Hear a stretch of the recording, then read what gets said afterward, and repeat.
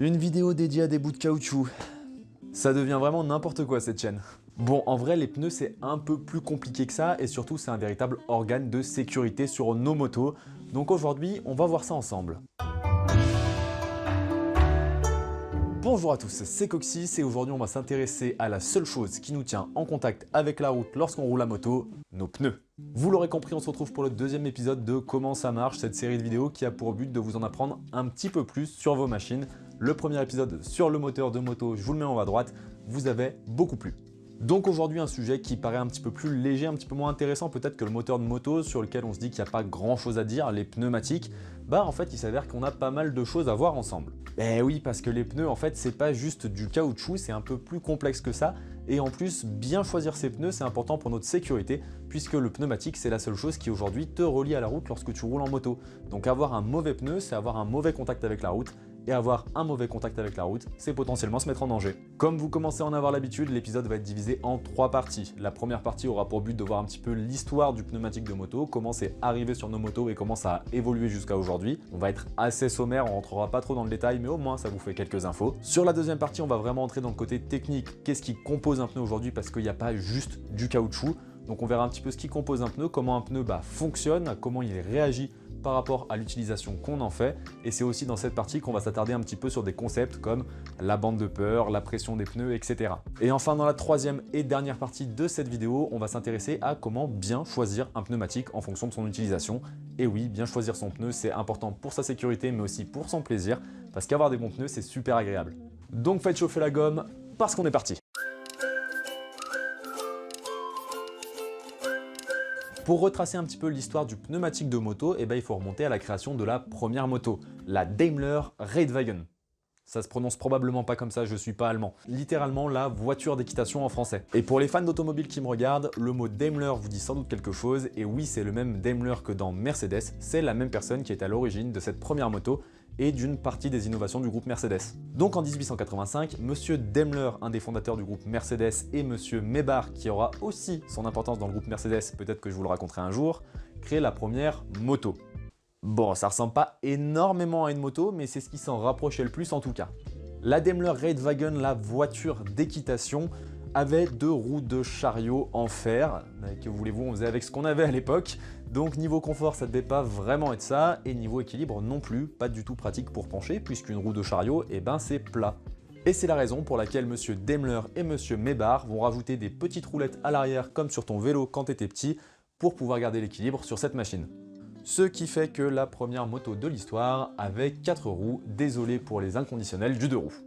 Et donc c'est sur ce type de machine à la fin des années 1800 qu'on va voir apparaître ce qui s'apparente au premier pneu. Il s'agit simplement de bandes en caoutchouc qu'on mettait autour de la roue en métal, non pas vraiment pour l'adhérence ou pour le confort, mais pour protéger la roue des imperfections, puisqu'à l'époque, les roues de goudronnées, vous vous doutez que ça n'existait pas encore. Bon, alors niveau adhérence sur sol mouillé et confort, ça devait pas être ça, mais bon, il faut bien commencer quelque part. Et très vite, les motos vont prendre exemple sur leurs cousins éloignés, les vélos.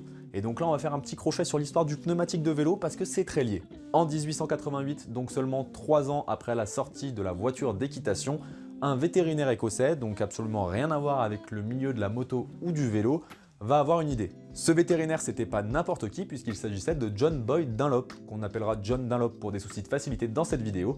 Et donc John Dunlop, c'est un nom qui aujourd'hui vous parle probablement puisque Dunlop est encore une fois une marque de pneumatique aujourd'hui. En 1888, c'est le fils de John Dunlop qui se plaint du confort de son tricycle avec ses roues en métal. Et donc John va faire ce qui se fait à l'époque, c'est-à-dire ajouter des bandes de caoutchouc sur les roues. Bon, seulement son fils était peut-être un petit peu plus douillet que la moyenne et il lui dit que ça ne suffit pas et qu'il faut faire plus. Je me moque un petit peu en disant que son fils était peut-être un petit peu plus douillet que la moyenne, mais en même temps, un vélo actuel arrive encore à me faire mal aux fesses aujourd'hui, alors j'ose à peine imaginer ce que pourrait me faire un tricycle avec des roues en métal sur des routes absolument pas goudronnées. Donc notre cher John, soucieux du confort des fesses de son fils, va se mettre à réfléchir à une solution un petit peu plus poussée pour apporter plus de confort à son tricycle. Et c'est là qu'il va avoir une idée de génie. Il va vouloir rajouter de l'air entre la roue et le caoutchouc pour créer une surface plus molle et donc augmenter le confort. Et c'est donc comme ça qu'on verra apparaître les premières chambres à air sur les vélos que vont récupérer les motos quelques années après seulement. Bon alors, c'est top, ça augmentait vraiment le confort pour le coup sur les machines. Au niveau de la tenue de route, c'était peut-être pas encore ça, mais en tout cas, il y avait déjà un sacré progrès. Donc dès le début du XXe siècle, les motos vont s'inspirer des vélos et créer des pneus à chambre à air. Donc là, on a une base de pneumatique à chambre à air qui est adaptée à la moto et qu'on va pouvoir faire évoluer avec les années pour avoir les pneus modernes qu'on a aujourd'hui. Bon, ça ne tardera pas sur toute l'évolution du pneumatique à travers les âges parce que ça serait beaucoup trop long, mais vous pouvez retenir que la plupart des évolutions ont en fait été concomitants avec les évolutions sur les pneumatiques de voiture. Et que toutes les innovations et les évolutions sur les pneus de voiture ou de moto, elles ont été initiées à la base par des fabricants, donc par la marque Dunlop notamment, par la marque Michelin en France ou par d'autres marques à travers le monde. Et oui, la concurrence, ça a parfois du bon. Les entreprises, dans un souci de vouloir faire de l'argent, dans un souci financier, vont vouloir proposer les pneumatiques les plus innovantes, celles qui mettent le plus en sécurité, celles qui ont le meilleur grip, et c'est ce qui va beaucoup initier des évolutions sur le pneumatique. Bon, c'est bien beau, mais il n'y a pas que ça qui a contribué à l'évolution du pneu, il y a aussi en fait les besoins qui ont évolué. Le réseau routier a changé, il s'est notamment goudronné, et donc on a dû faire des évolutions sur les pneus. C'est le même souci de fond pour les guerres. On va pas trop aborder le sujet de la guerre parce que YouTube ils aiment pas trop, mais retenez simplement que dans un souci de pouvoir aller faire piou piou piou piou piou en haut à droite de la France, il fallait des motos qui soient capables d'affronter tous les terrains, notamment des terrains vachement défoncés par des obus par exemple, ou simplement des chemins de forêt, etc. pour pouvoir réapprovisionner ou apporter du courrier. On fait un petit bond dans l'histoire et on se retrouve au début des années 60 où le pneumatique a déjà beaucoup évolué. On est assez loin du pneu qu'on avait au début du XXe siècle et on a vraiment des pneus qui permettent non seulement aux motos de pouvoir rouler sans roulette à l'arrière et prendre de l'angle, mais on a aussi des pneus qui sont adaptés à plusieurs disciplines.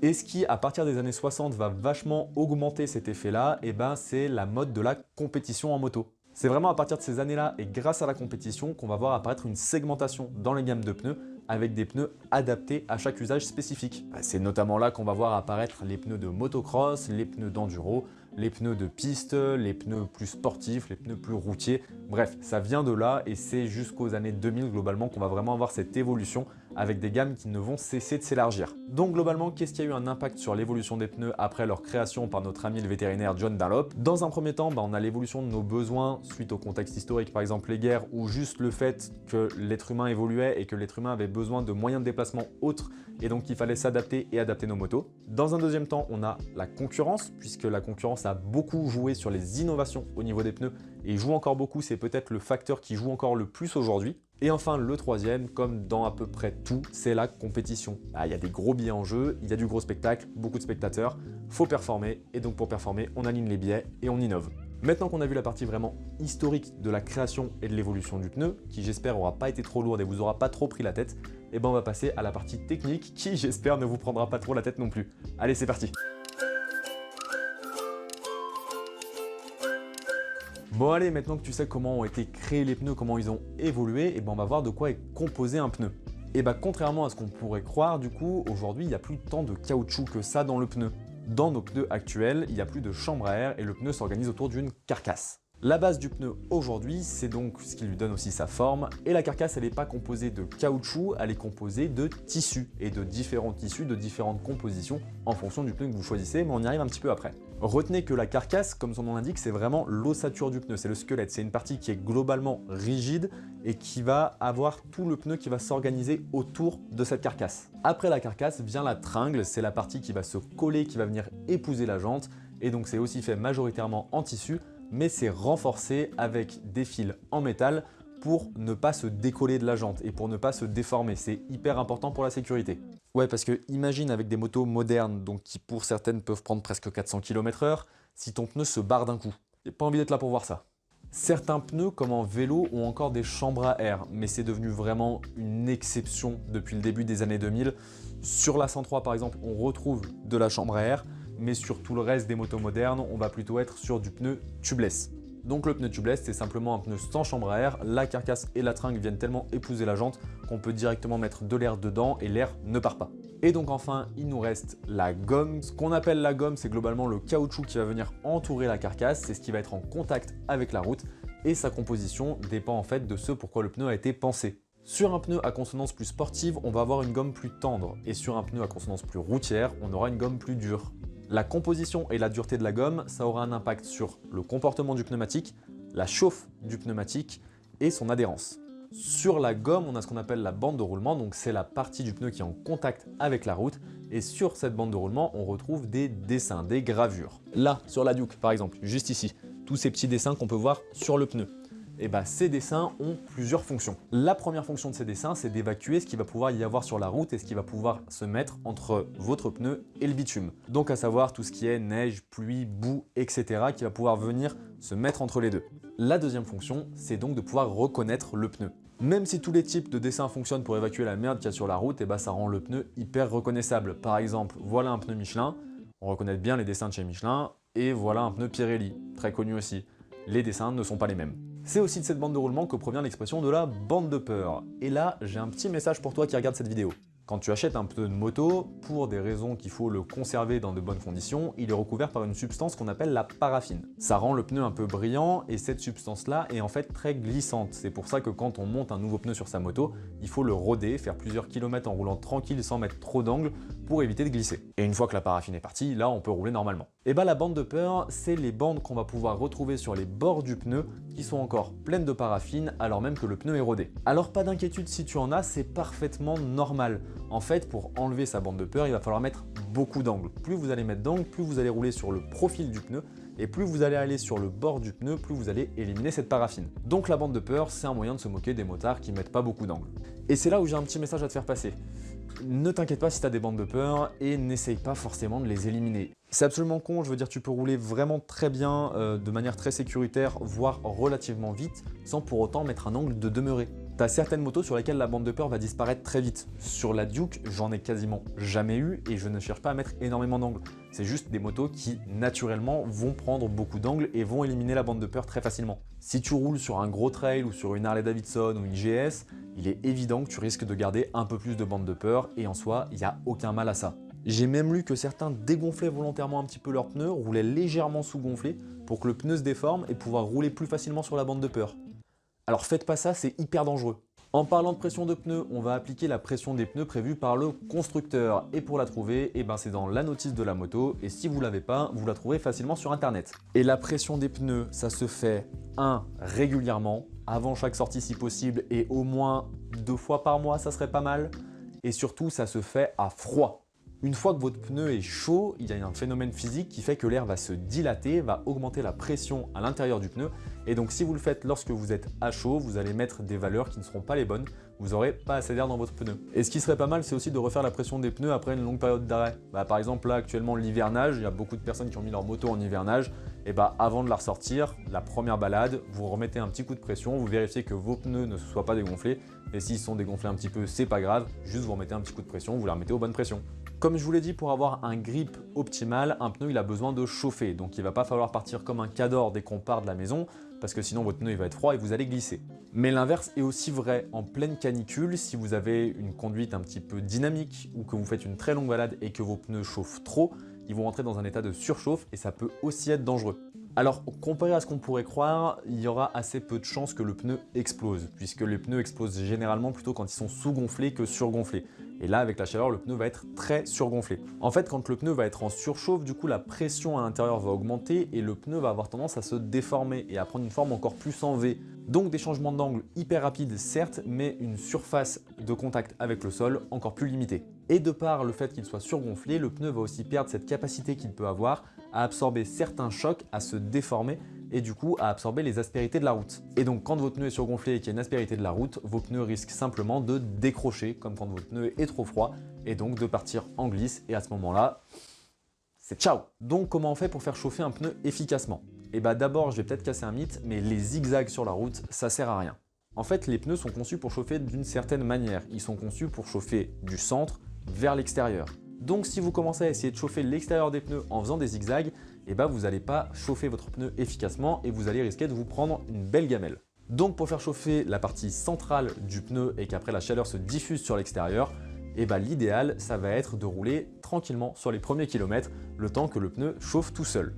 Une méthode consiste simplement à faire des accélérations franches et des freinages francs. Et de faire ces accélérations et ces freinages très francs, très dynamiques avec la moto droite, en ligne droite. En faisant ça, vos pneus vont avoir tendance à s'échauffer assez rapidement sur la partie centrale et donc à diffuser la chaleur correctement et à monter en température idéalement.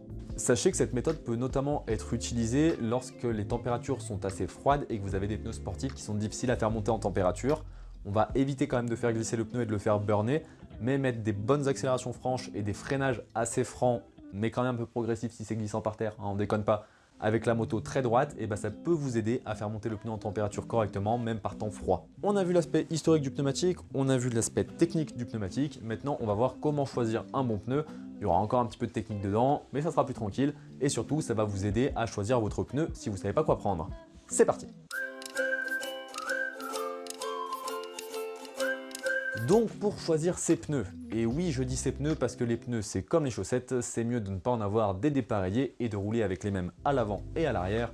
Donc t'évites de rouler avec un Pirelli à l'avant et un Michelin à l'arrière, ou l'inverse, ça risque de déséquilibrer ta moto. Le mieux c'est de prendre la même marque, le même modèle à l'avant et à l'arrière. Bon alors premier conseil qui paraît évident mais je le rappelle quand même, on va prendre des pneus qui sont adaptés à la taille de votre jante et juste des pneus qui sont adaptés à votre moto.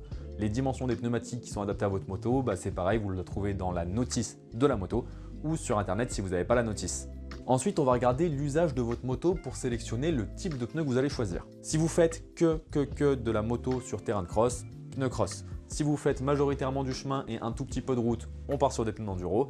Et si vous faites de la route et du chemin, là ça devient compliqué. Les pneus mixtes, aussi appelés pneus trail parfois, qui allient route et chemin, ça existe, mais c'est pas évident. En fait, il n'y a pas grand chose de plus éloigné que la conduite sur route et la conduite en chemin. Donc vous n'aurez jamais un pneu qui sera très bon en chemin et qui à la fois sera excellent pour aller faire de la route avec de la balade à rythme soutenu, on va dire. Donc si vous faites 80% de chemin, vous embêtez pas, vous partez sur des pneus enduro ou sur du pneu mixte, vraiment pensez plus côté chemin.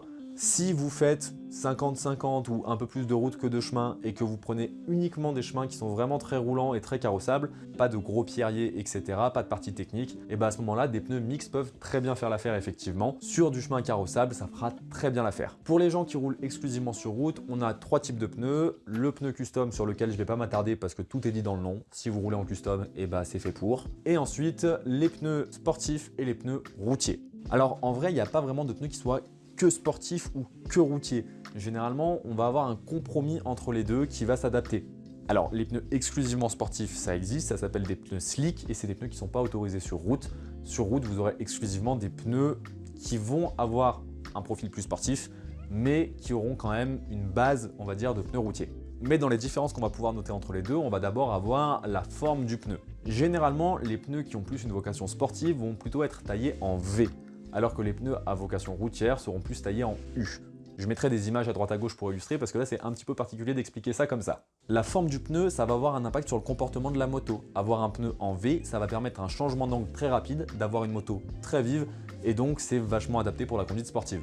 Par contre, de par cette forme-là, la bande de roulement, la surface qui est en contact avec le sol est fatalement plus faible, donc il y a plus de risque de perte d'adhérence et en cas de perte d'adhérence, tu as plus de chances de finir par terre.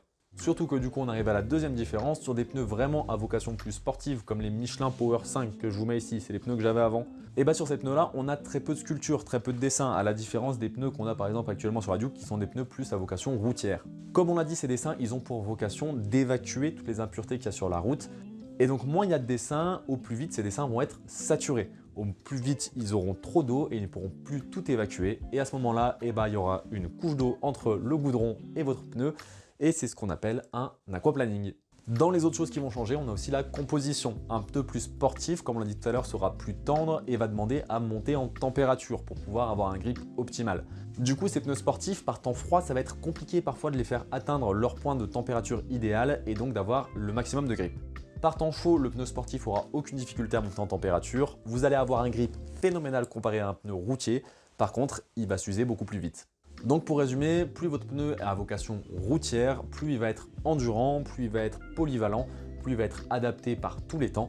Et plus vous avez un pneu à vocation sportive, moins il va être endurant, moins il va être polyvalent par temps froid, moins vous allez pouvoir l'utiliser sous la pluie, mais au plus vous aurez de grip dans des conditions idéales. Du coup, on choisit quoi? En fait, ça va dépendre de votre usage. Pour ma part, ce que je fais, c'est que pendant l'été, je mets des pneus à consonance plus sportive, à savoir les Michelin Power 5.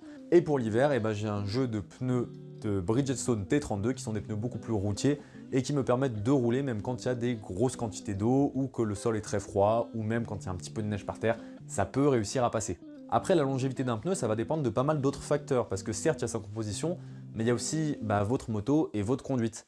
Sur des motos très coupleuses qui ont beaucoup de force brute, si vous faites des accélérations franches, ça va bouffer le pneu très vite. A l'inverse, sur des motos ou des petites cylindrées comme sur la mobilette, la 50, il y a très peu de puissance qui arrive derrière, le pneu va jamais burner et du coup il s'usera beaucoup moins vite. Donc pour résumer sur comment choisir ton pneu, regarde ton utilisation, regarde ce qui correspondra à ton utilisation et en fonction de la saison à laquelle tu comptes rouler. Et ensuite, fais-toi plaisir. La moto, c'est avant tout un plaisir. Donc ne cherche pas forcément à prendre les pneus les plus polyvalents ou économiques du monde. Si tu as les moyens de te prendre des pneus qui te feraient un petit peu plus plaisir, avec un profil un peu plus en V, si tu as de la route de montagne notamment, vas-y, fonce, tu le regretteras pas. Et ensuite pour la marque, en vrai toutes les marques sont pas mal et chacune va avoir leur ressenti, la forme du pneu, etc. va beaucoup jouer. Donc après, il faut essayer pour trouver le train de pneus qui vous correspond le mieux. J'éviterai quand même les marques constructeurs, ou en tout cas les marques qui sont montées d'origine. Je sais que les Duke des années 2022 que j'avais essayé étaient montés avec des pneus assez bizarres où je n'aimais pas du tout le feeling de toute manière. Par exemple, je suis tombé amoureux des Michelin Power 5 alors que certains les détestent. Mais j'avoue que moi, en conduite avec la Duke et vu le profil de la Duke, je trouve que les Michelin Power 5 sont top avec. Voilà qui conclut cette vidéo. Le tournage a été très long, j'espère qu'elle vous aura quand même plu. Je vous mets le lien de mon Instagram, de mon Facebook, de mon TikTok, tout en description. Comme ça, vous pouvez me rejoindre là-bas. Si la vidéo t'a plu, n'hésite pas à t'abonner et à mettre un petit pouce bleu, ça donne vraiment de la force et ça fait plaisir. On est bientôt aux 1000 abonnés. Je te mets en haut à droite, je ne sais jamais de quel côté c'est, le lien du comment ça marche sur le moteur si tu ne l'as pas encore vu. C'est un épisode qui vous a beaucoup plu et j'en suis très content. Sur ce, bonne journée, bonne soirée, bonne nuit à tous mes insomniaques. C'était Coccyx. Ciao!